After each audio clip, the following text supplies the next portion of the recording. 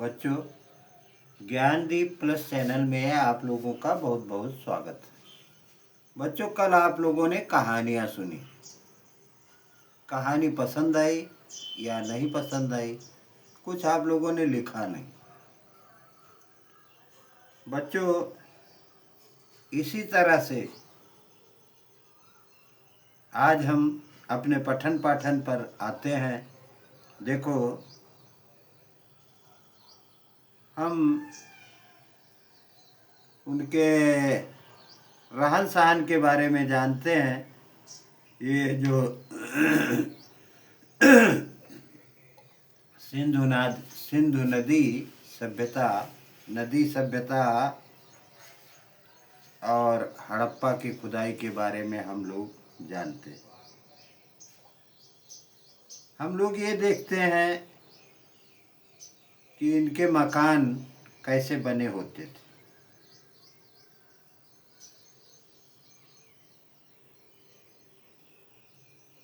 दीवारें जो हैं वो पक्की ईंट की बनी हुई हैं।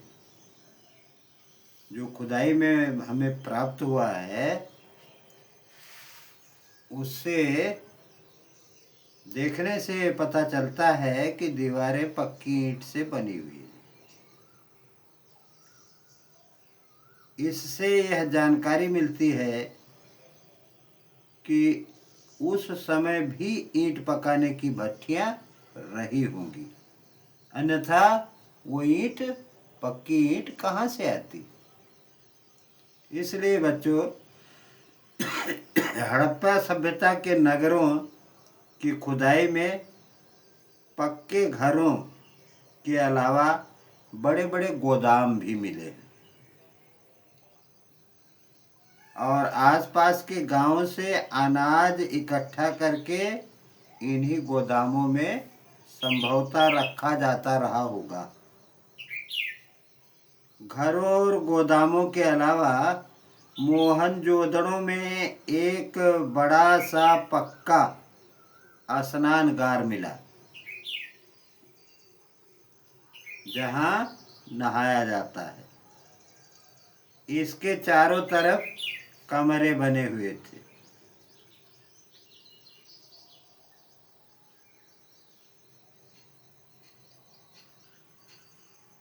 ऐसा क्यों लगता है कि हड़प्पा सभ्यता के नगर बहुत ही सोच विचार कर बनाए गए थे।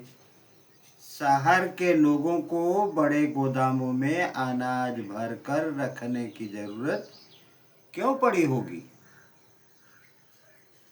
अब उनका रहन सहन हम देखते हैं, उनके रहन सहन के बारे में जानते हैं।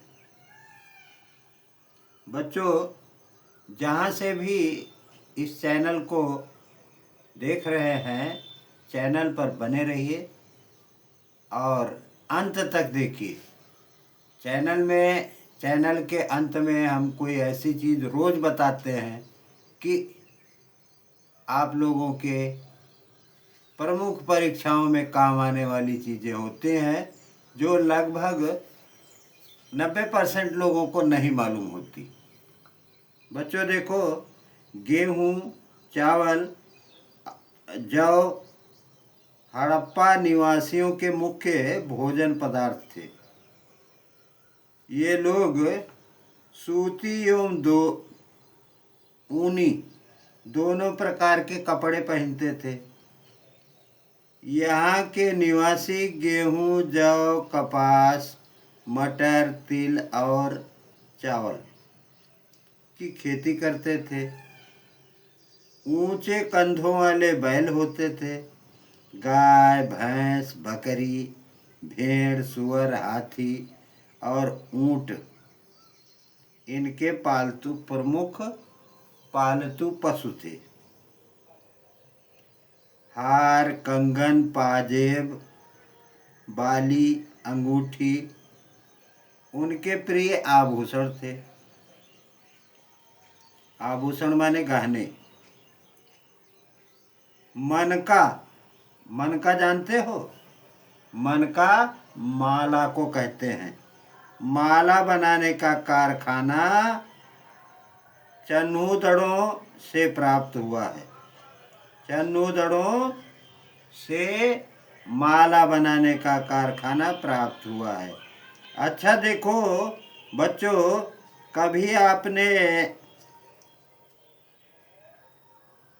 मिट्टी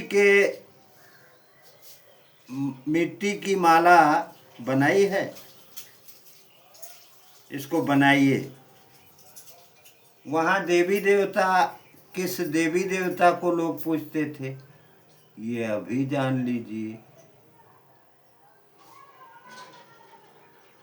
अगले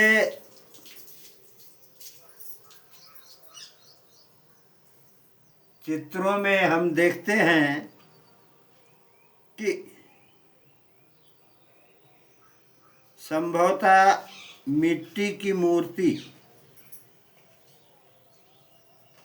को उन लोगों ने देवी देवताओं की मूर्ति बनाई थी।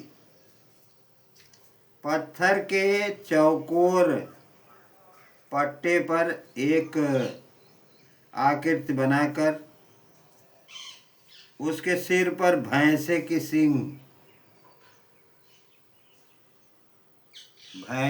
सींग लगाई गई है, ऐसा देखने को मिलता है। उसके चारों तरफ कई जानवर बने हैं। यह कोई देवता होंगे। संभवतः सिंधुवासी इन्हें पशुओं का देवता मानकर पूज रहे होंगे। आंकड़े लगाना है, आंकड़ों से ही हम जान सकते हैं। इसके इतर कुछ मुहरों पर पीपल की पत्तियां और सांप की आकृतियां भी बनी मिली हैं। शायद वे इन सब की पूजा करते थे। इन बातों का हम अंदाजा लगा सकते हैं, पक्की तरह से नहीं कह सकते। पक्की तरह से उस समय की देखा किसी ने है नहीं, तो पक्की तरह से नहीं कहा जा सकता, अंदाजा लगाया जा सकता है, आंकड़ा लगाया जा सकता है। अगर इतिहासकारों की माने तो हड़प्पा सभ्यता के धर्म की 4 प्रमुख विशेषताएं थी। मातृशक्ति की उपासना, शिव की पूजा, पेड़ पौधों की पूजा और पशुओं की पूजा ये लोग करते थे।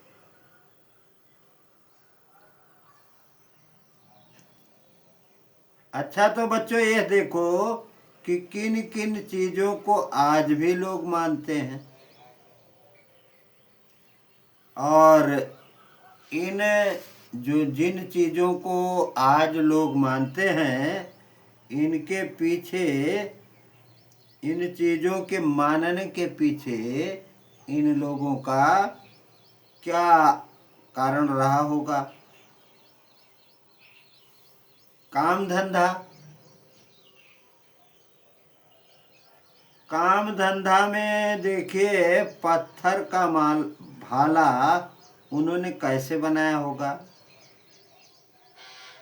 जब लोग पत्थर के औजार व हथियार बना लेते थे